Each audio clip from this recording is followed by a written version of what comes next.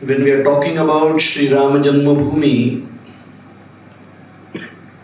we are really talking about one of the most important events in the history of our proud Rashtriya. And what is the most particular thing in this is the consistent and a very, very bitter, but at the same time, a very steadfast struggle for the building of the temple.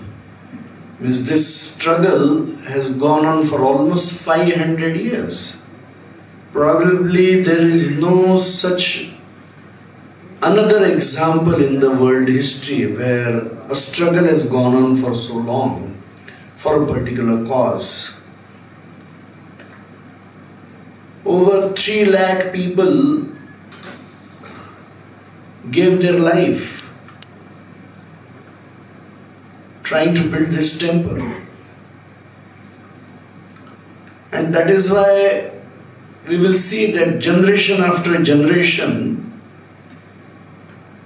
after 1528, when this temple was destroyed by the Muslim aggressors, the Hindu society repeatedly tried to regain that place. And when you look at the characteristic of this struggle, we will see that a variety of people, variety of sections of people from the society. There has been a queen who came and attacked this place to regain it with only an army made up of women. This is a very special thing. Or the Nihans of the Sikh Dharmadhara, they also came. Every section of the society, they have tried repeatedly over the centuries and kept this struggle alive. And also we will see that Shri RamaJanmabhumi, the local people never let these aggressors complete the structure of that masjid, so to speak. And that is why really nobody calls it a masjid. It is called as Babri structure. Because no minarets were ever created there. And what is required for the Muslim prayer, washing of hands and legs, that place was also never created. And no prayers were offered there before. So that structure, because that structure was created there to insult Hindus.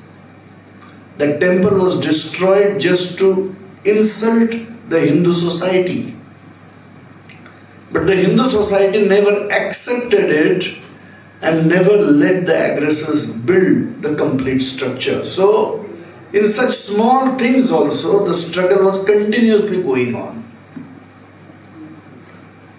And when during last century, 1984, when Vishwa Hindu Parishad joined this agitation under the guidance of the Pujya Dharmacharyas and with other Hindu organizations like many Swayamsevaks who are sitting here also and many other Hindu organizations, we will see that the final struggle started.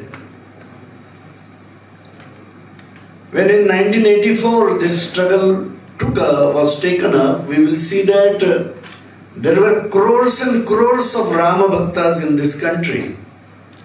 But hardly anybody knew what was the position or the status of Bhagwan Shri Ramji's Janmabhumi.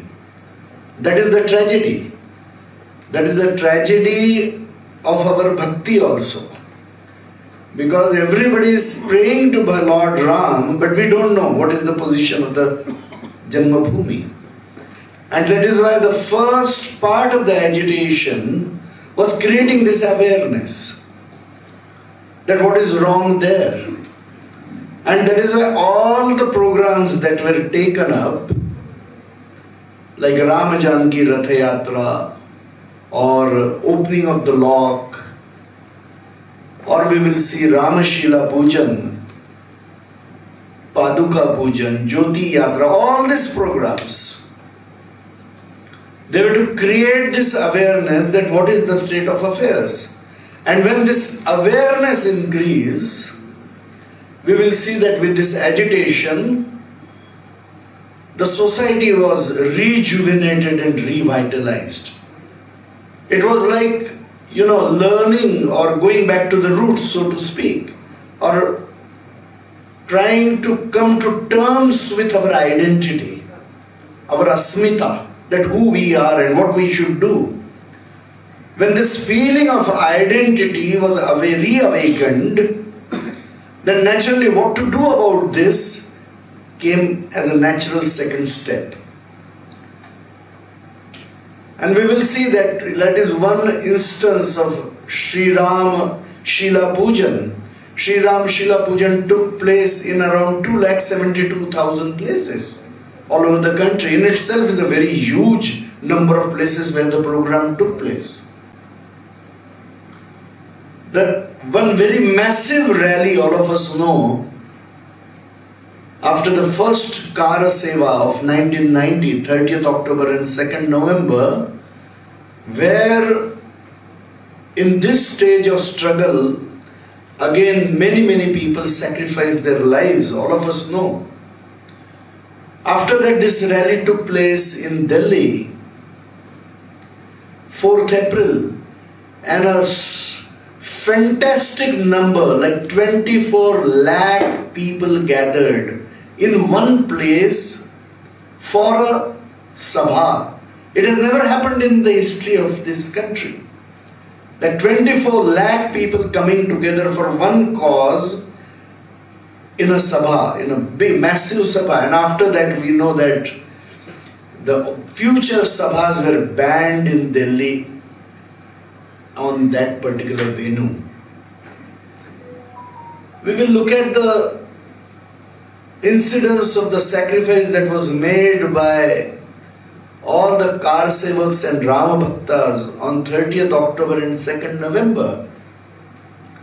That time, the then Chief Minister Swayamsevak Yadav had announced that I will not let anybody enter it. Not only human beings, any animal, anybody. Ek parinda bhi par nahi maar sakega. A small mosquito also will not be able to enter. That was his, arrogance. And that time, lakhs and lakhs of people, defying arrest and everything, started walking.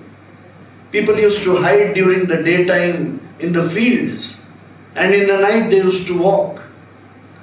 And what they had decided that they will go to Ayodhya, go to this structure and fly a Bhagavad Dhwaj there. That is what they announced. And that is what they did on the 30th October. And that is why Mulayam Singh Yadav, unfortunately, he fired on unarmed Ram Bhaktas on the 2nd November, and many Ram Bhaktas had to sacrifice. This incident shocked the sensibilities of the society. That what we are asking for is what is justly ours. And Hindu society has been struggling for centuries trying to regain that temple. And when everybody is unarmed also, bullets have been fired, people have been killed. And this shock really awakened the society again. And all of us know that on Gita Jayanti, 6th December day, that Babri Dhacha was destroyed because Hindu society finally lost patience about this struggle. And it was destroyed in only 4 hours. I don't know how many of you were there, but people who were there, it was so strong and people just destroyed it with their hands. That was the, you can understand the anger and the akrosh, so to speak, in the Hindu psyche. And a small temple was created there. In this struggle we will see that for almost 4 centuries there was only structure there. There was only Janmabhumi there. There was no idol there. Only everybody accepted that this is the Janmabhumi. So the Janmabhumi was the idol. That place was important. But in 1949, nobody knows really how it happened, and nobody cared also how it happened. But a small Rama Vigraha appeared there. In the midnight, 1949. Nobody really knows how it happened. And that was a very, very important event in this struggle, because all that the Hindu society was feeling was objectified in that idol. And the prayers and the pujas started from 1949. Actually, Hindus were coming there to pray even before that. But when the idol appeared, so to speak, these feelings were solidified there. They were more concentrated there. And all of us know that when all this is happening, a magistrate from Kerala, Shri Nayarji, played a very, very important role in all these things. Why I am not going in detail, because this is a history that is known very intimately by most of us. And many of us have participated in creating this history. We are not just witness, but many of us were the creators of this history, these pages of history. There has been a very long legal struggle also for Shri RamaJanmabhumi. And when this struggle has taken place, there was a very interesting incident. Many people know, many people don't know, that when the Hindus started taking active interest in the case, court case, an expert opinion was given by some very interesting people. I would still not name them. And they said that if Hindus take up this case, they are bound to lose it. And that is why a very, very important lawyer connected with the Congress party also was contacted. He was a very expert person. And then he advised that what should be the legal strategy in this. And when this was advised, because he was a Hindu, a Kattar Hindu, and that is why he advised the strategy, and the cases were filed in a proper way again. And that is why the case that we won in 2019 has the origin in this incident. After 2019, and before that also, many people approached Manya Ashokji before 2019, because Manya Ashokji unfortunately was not there in 2019 when the decision came. But before that also, very rich people in the society approached Manya Ashokji, as they saw that maybe temple will be built now. And they said that whatever is the cost, we will offer it. Our family will offer it alone. And you build temple with that money, but give the temple our name. That was not accepted. See, this is a very important decision. Because we wanted to build a Rama temple. We don't want to build a temple by somebody's name. And so many people, lakhs and lakhs of people, had sacrificed their life for this. So it could not, their contribution has to be recognized. And that is why this temple, when it is being built, it has to be built by the contribution of the whole society. Because the feelings of the whole society over the centuries, over the millenniums, has been associated with Bhagwan Shri Ram and Bhagwan Shri Rama. Janmabhumi. And that is why those offers were refused. And when the actual time came for building this temple, all of us know that a massive Samparka, a public contact program, and Samarpan program was undertaken for just 47 days. And another history was made. In just 46-47 days, Hindu Rama Bhaktas from every strata of the society, every level of the society, reached out to the society. And we went to almost 5,34,000 villages. It has never been done in such a short time by anybody in our country that we visited 5,34,000 villages. We almost visited 12 crore 74 lakh families in the country, almost contacted over 65 crore people.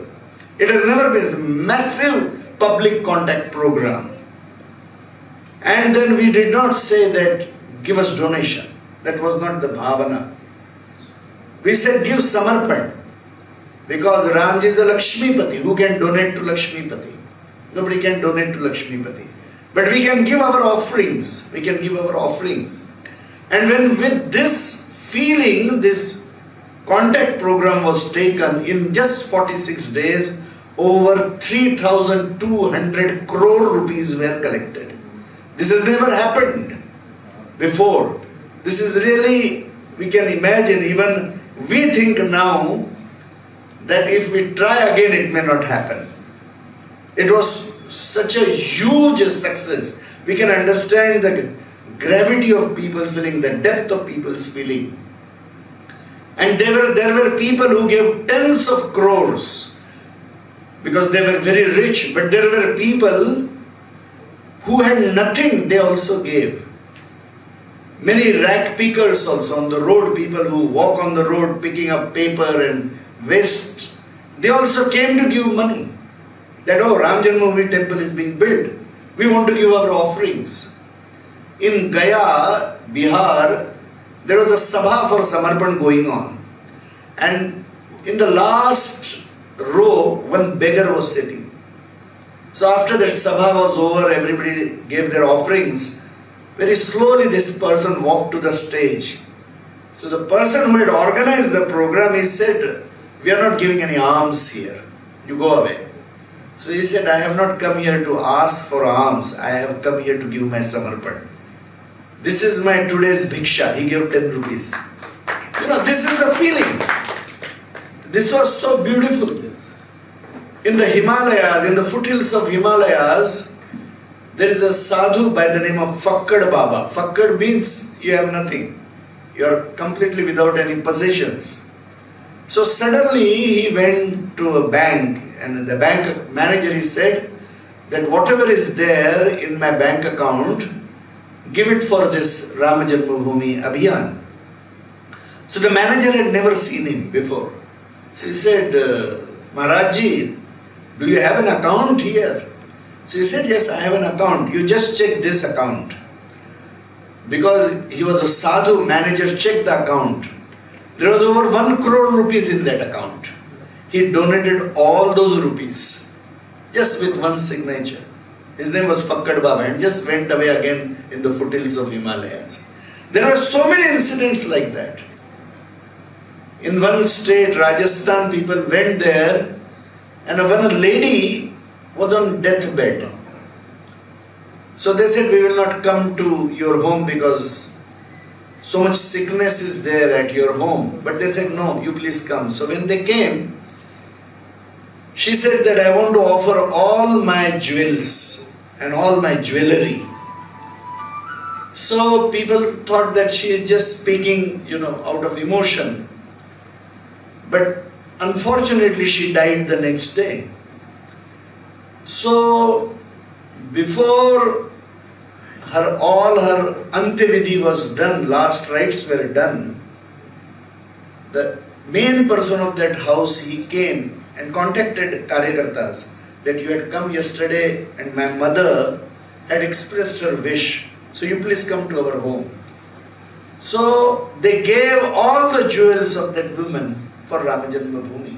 So they said, we cannot accept it. We do not accept jewelry.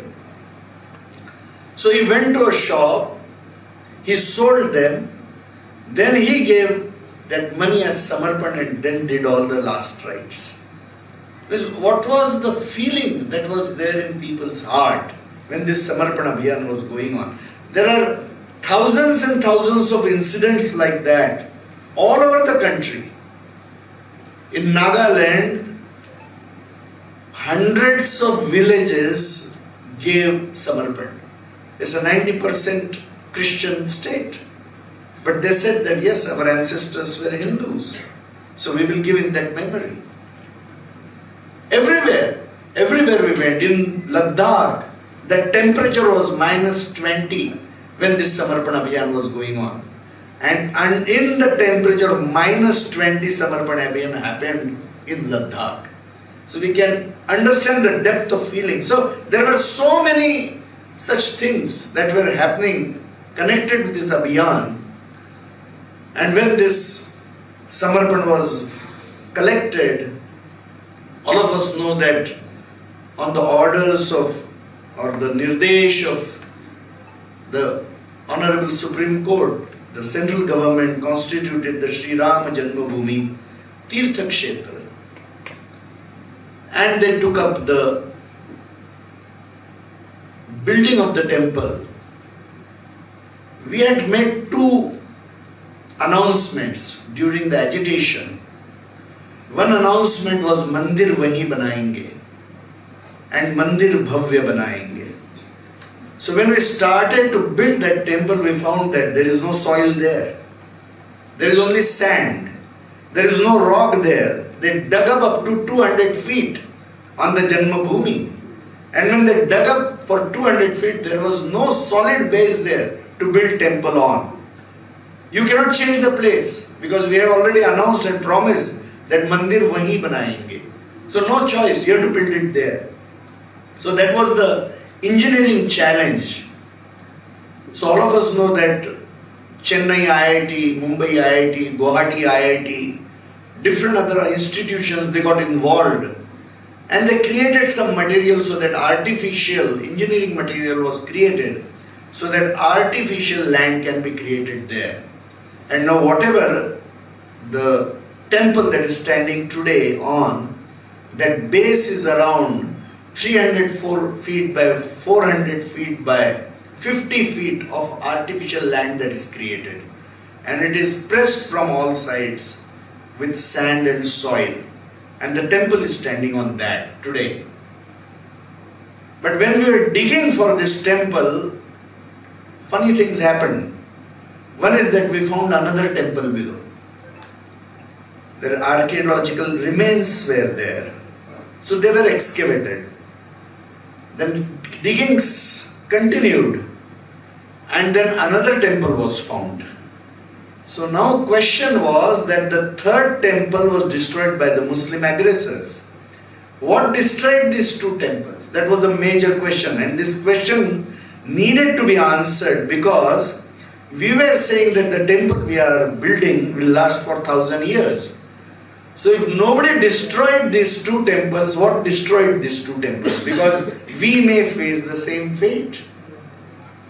So one temple was built in the time of Skandagupta and another temple was built in the time of Vikramaditya. That is almost 2,000 years ago. So when scientific inquiry had taken place, it was found that there are, under the ground there are some rivers there, Sharyu river. And that Sharyu river is pulling away the sand, and that is why however big temple you build, it will collapse on its own. And both the temples had collapsed around in just 400 years. So now how to tackle this question? And that is why while we are building this temple now, there is a retaining wall that is built around the temple. This is a new thing that we have taken up. This retaining wall is around 40 feet deep inside the ground, and it is 40 feet broad. So it's such a huge wall, 40 feet broad wall, that is going around the temple, away from the temple. And it is protecting that temple now from the force of the river. Sharyu river is a very, very powerful river. And it originates from Manasarovar, as all of you know. And it flows below ground also, and it flows above ground also.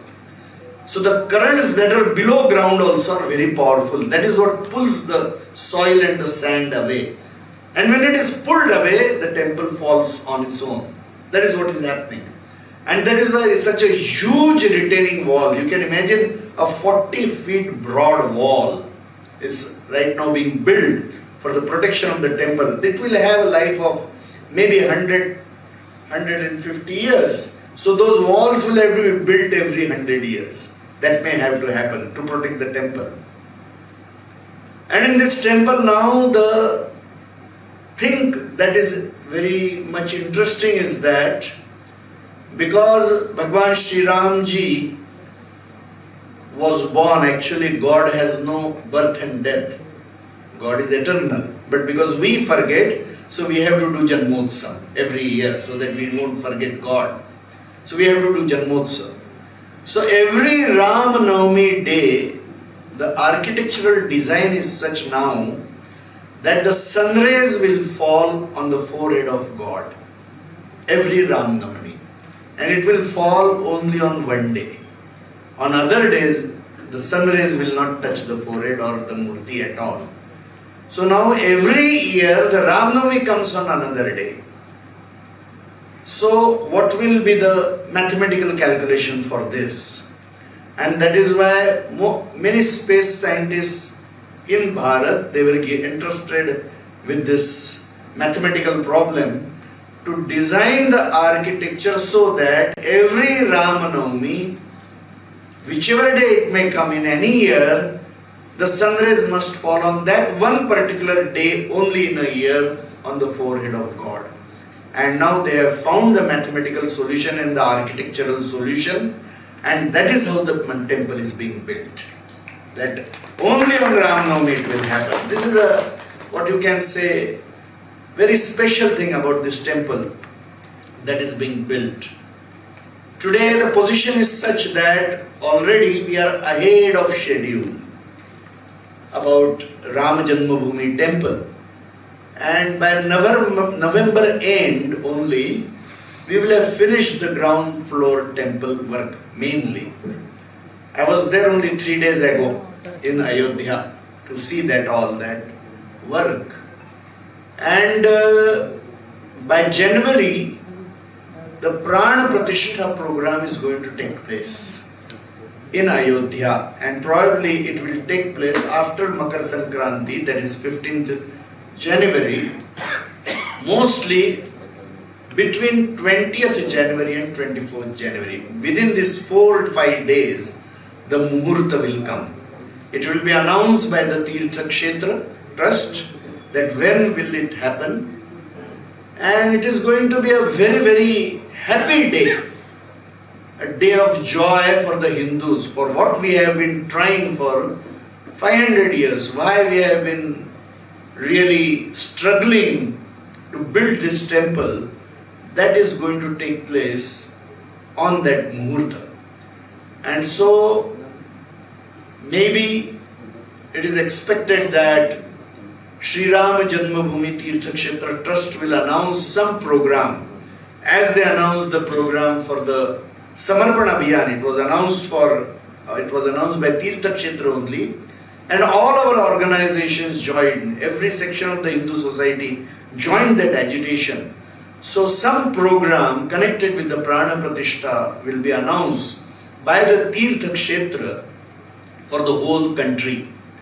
And as Vishwa Hindu Parishad and other organizations join forces for the Samarpana Abhiyan, same way I am sure if such a program is announced, Vishwa Hindu Parishad will join the effort so that on the day of Prana Pratishtha, in lakhs of villages in Bharat, there will be an Anandotsav.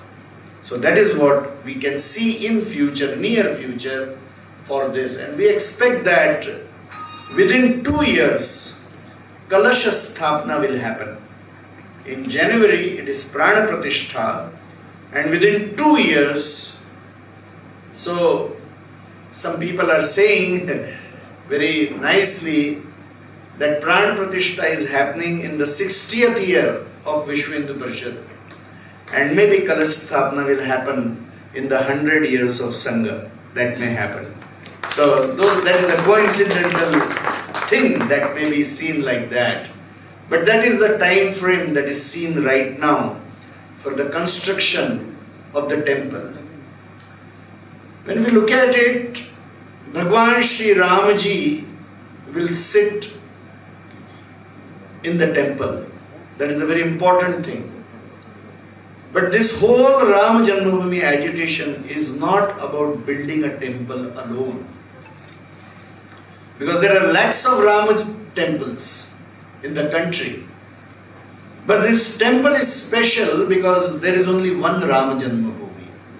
And that is why this temple is very, very important. But still, after having said that, this complete agitation and the efforts that Hindu society did was not about only building a temple. We will see that we call Bhagwan Shri Ramji Maryada Purushottam. And that is why what will be the way ahead from here? That once Bhagwan Shri Ramji sits in the temple, what is the next step? What we have to look at is whether Bhagwan Shri Ramji, the Prana Pratishtha will happen in our heart or not. That is what is more important. Because the Maryadas that we are talking about Bhagwan Shri Ramji, those Maryadas have to be established in our personal life again. See, if you look at Bhagwan Shri Ramji, throughout his life he has lived only and only for completing his duties. He is talking only about duties, and those are the Maryadas. A duty as a king, duty as a husband, duty as a father, duty as a brother, duty as a, every which way, every relationship in our life, he has lived it and shown it how it is to be lived. And that is why we call Bhagwan Shri Ramji Maryada Purushottam. And we will see that the state of our society today, I don't know how many of you are lawyers here, but every district in the country today, the position is such that a few hundred cases at the minimum and many thousand cases at the most are being filed in family courts in every district of the country. That is the situation of our family life today. And we need these values because for a Hindu society, the family life is very, very important. We are famous for that only. And there is a degeneration in the value system in the society. Secondly, we will see that our philosophy and our vyavhar, our acharan, our actions nowadays have no really connection. We say that Atmavat Sarva Bhuteshu, Kana Kana mein Bhagwan hai. But a Hindu of another caste come to us, we don't behave properly with that Hindu. Just because his or her caste is different from ours. There is discrimination in how we behave. Social maladies like untouchability, like dowry, like female feticide, everything. All these things, they do not conform to what our philosophical, dharmic, sanskritic ideals are. So our acharana is of very low level. but our principles are very lofty. There is a huge gap there. And that is why we have to look at the life of Bhagwan Shri Ramji. When I am saying that the temple will be built, there is no other way. Temple will be built. Prana Pratishtha will happen. And a huge temple on the Janmabhumi will be built. But what is the next step? Will these maryadas, will all these feelings or the greatness of Bhagwan Shri Ramji, with all his greatness, will we give him place in our heart? Because our dharma is not only about puja, it is about life values also. The life values that sustain our society is what is dharma also. And we are good in puja, but as far as practicing these life values are concerned, Jivan Mulya, Hindu Jivan Mulya, we have become very bad now. And that is why remembering Bhagwan Shri Ramji in our heart, and that means following those principles in life is what is expected in future. That is what we want. That is the transformation in personal life. That is what is expected. So, RamaJanmabhumi temple will be prepared. It is being built. But when we look at that Vigraha of Bhagwan Shri Ramji, we must remember the maryadas of Bhagwan Shri Ramji. Because he is Maryada Purushottam. Is that feeling of social harmony in my life, in my family? Do I look at with all the Hindus, everybody in the society, of every caste, language, pantha, sampradaya, do I look with equal samarasa drishti is very, very important. Bhagwan Shri Ramji went to the ashram of Shabri. She was a Janajati Samudaya in today's language. Bhagwan Shri Ramji spent his time, 14 years of his life, and whatever defeat he achieved against Bhagwan achieved against Ravana was with the help of all the Vanvasis. What is our attitude towards them? Nishad Raj, Kevat Raj, all those incidents in Bhagwan's life, they show a samaras drishti. Is our drishti samaras? Is Hindu society samaras today? And that is why to remove these fault lines, remove these social maladies, we have to take up Bhagwan Shri Ramji as Adarsha. That is what I mean. Then continuously fighting against bad things. This is a eternal struggle of light against darkness, of goodness against badness. That is what Bhagwan Shri Ramji's Jivan denotes. And that is why that struggle is every Hindu ready to take up that struggle for the protection of this Rashtra, this Dharma, this Samskriti, this society. Because that is what Bhagwan Shri Ramji stands for. Ramo Vigrahavana Dharma. His actual Murtimana Dharma. That is why and that is why the Ram to be born in our heart is what is required. That is the next step. Then only our society will become faultless, samaras. That is what it will happen. It will be nirdosh. That is what is the next step. And lastly, from this we will see that the last step is the Rama Rajya. The system should be without discrimination. The system where, because we are sitting in BMS Karyalaya here for this program, what is the principle there? Is that Utpadan ki prachurata. So there should be enough for everybody. And a good system of distribution. So that there will be samanta in distribution for everybody. There is no discrimination in that. And then Tyaktena Bhunjita, Tyaga Purvak Bhog. Reduce your consumption. Then only everything will be enough for everybody. And that is why a very Sujalam Sufalam type of country, society, without discrimination, without bad things happening.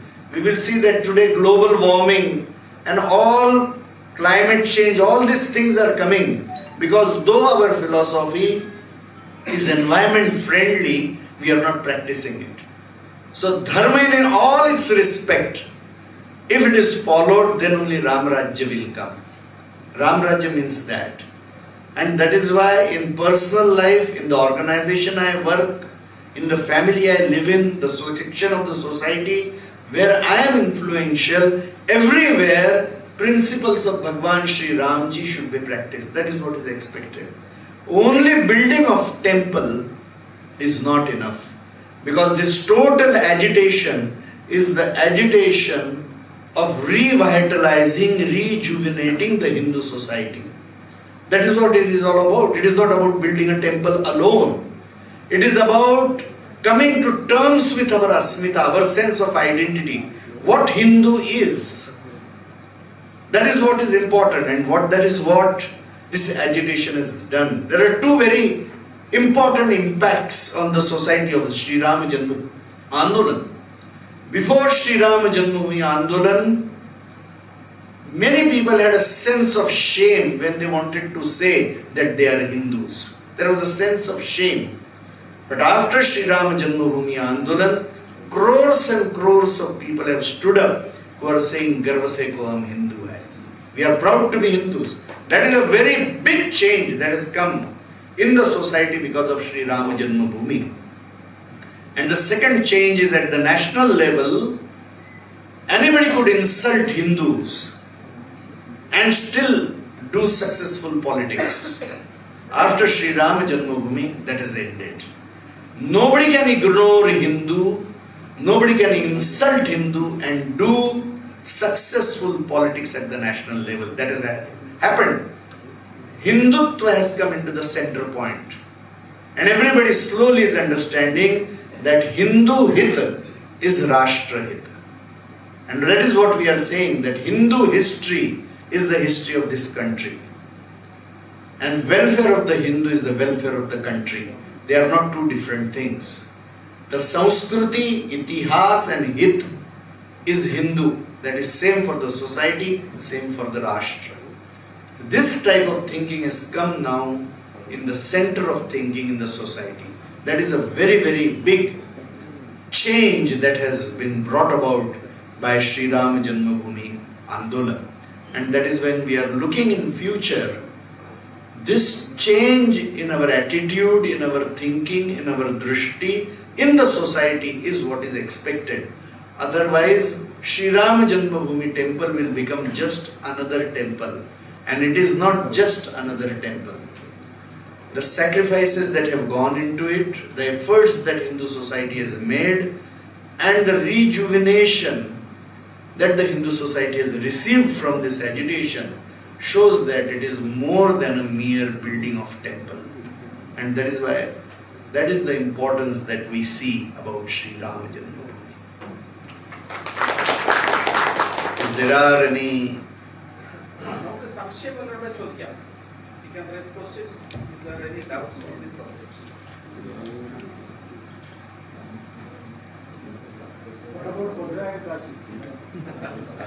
It is the sankalp of Hindu society, RamaJanmabhumi, Kashi and Mathura.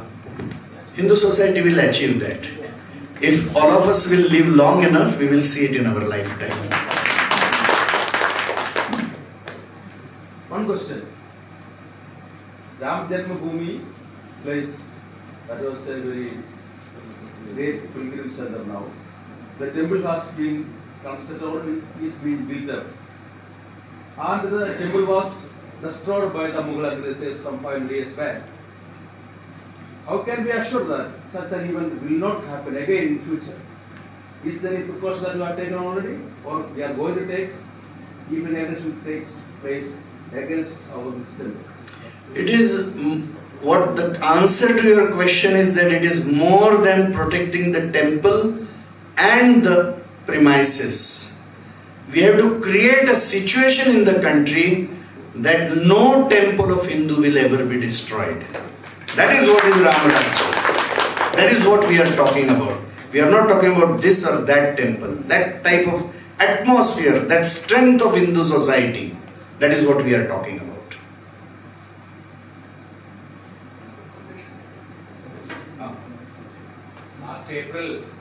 I visited Ayodhya.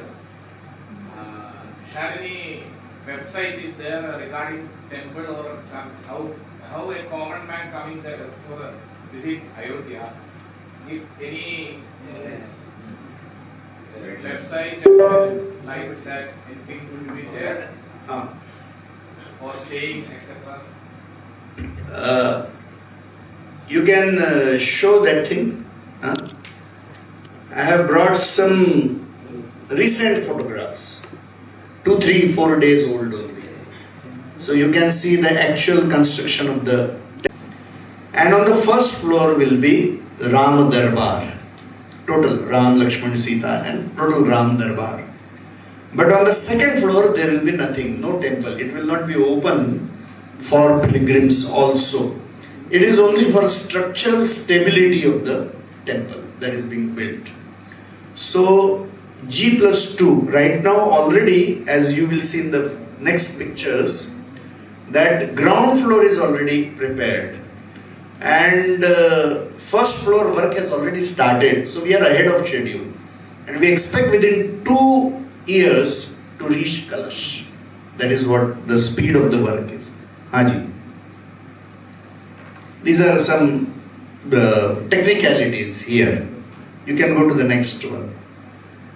See, this is an aerial view. What I am talking about, the boundary that you are seeing, that is the outer Parikrama Marga.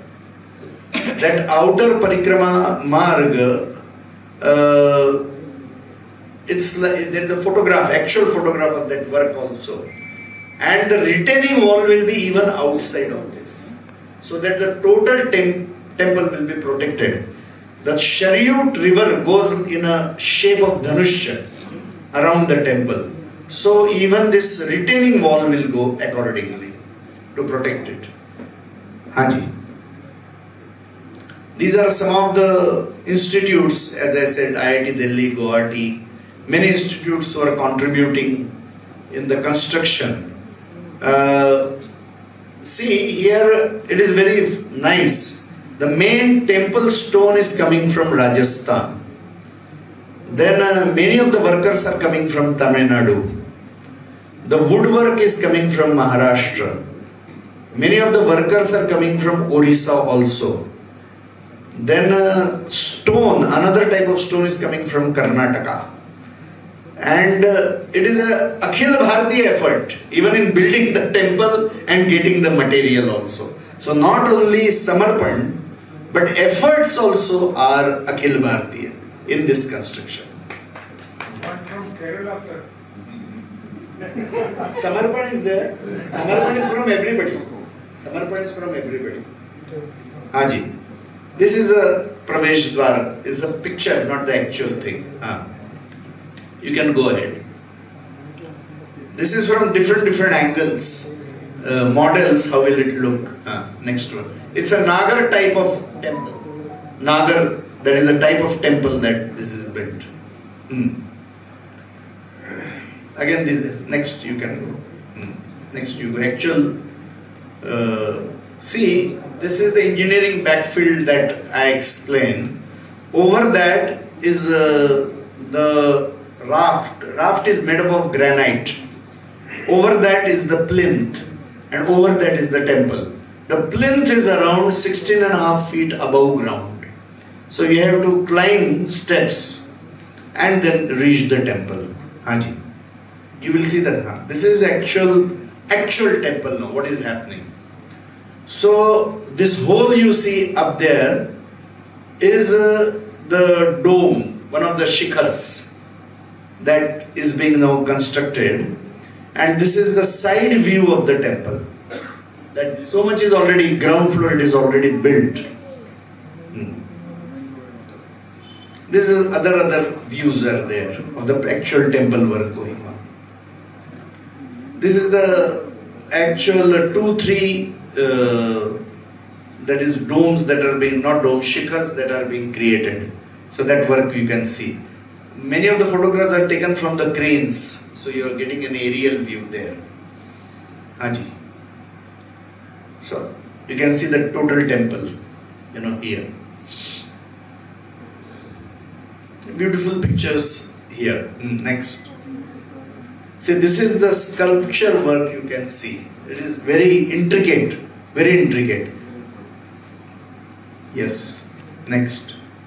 This is the Pravesha Dwar, main door. This will be left hand side. This is the ceiling. You can see the intricate work that is being done. This is being done in granite. You can imagine how difficult it is. It is the hardest stone. Haji, next. See, actually how sculpture work is done, they take a painting, they stick it on the stone and then they do the work. So from there it goes up to there. From here it will go up to there. So very tough work and very good work that is happening. And though this is a Vishnu, so to speak, Rama temple, Shivji is there, all Devi Devatas are there here. Next. This is one of the mandaps in front of the Garbhagruha. These are just depictions of some of the artwork that is going on, sculpture work there. This left hand side is the marble work. When you go near the Garbhagruha, Makrana marble is used from inside on the wall as well as Garbhagruha. This is the Garbhagruha Parikrama, inside Parikrama. The outer one we had seen was the big outer Parikrama. This is the Garbhagruha door. What you see here bottom, here, this is a sculpture in making right now. That is a Sheshashahi Bhagwan. They are now creating that. So what you see here is Brahmaji here. Yes. And here is Lakshmiji. And Sheshashahi is here like this. So it will be seen in a few days. They are working on it. And this is the teak wood that is coming from jungles of Maharashtra, Ballarsha, Andhra Pradesh and Maharashtra border. That is the main gate inside the Garbhagruha. This is the Garbhagruha right now. And where the Dhwaj is, that is where the Bhagwan will sit there. They have maintained that spot everywhere. And that pipe you see, that pipe below the Dhwaj, from there the Abhishek Jal will go. That is the spot that is created. And this is all Makrana marble, complete inside the stone. Parikrama Marga, one of the walls there. This left hand side thing is the Parkota, that is the outside Parikrama Marga. This one, left hand side. And right hand side is the 42 feet wide retaining wall that I am saying. It has already come above ground now. And it is so broad, you can see. It is very broad, right hand side. That is the retaining wall, it will be very far from the temple. Then it will be built. Haji. This is the Vidyaman Vigraha. This will be there in the end as Utsav Murti. Actual Vigraha will be different. Because this has, people are doing Upasana with this Vigraha since 1949. So it will be there in the temple. It will be used as Utsav Murti. This is a pictorial, this thing, how it will look. That is the Garbhagruha and all this. This is how it will look. The, what you call it, Jameen will be very good there. It will be intricate. This is artwork. All that will be done there.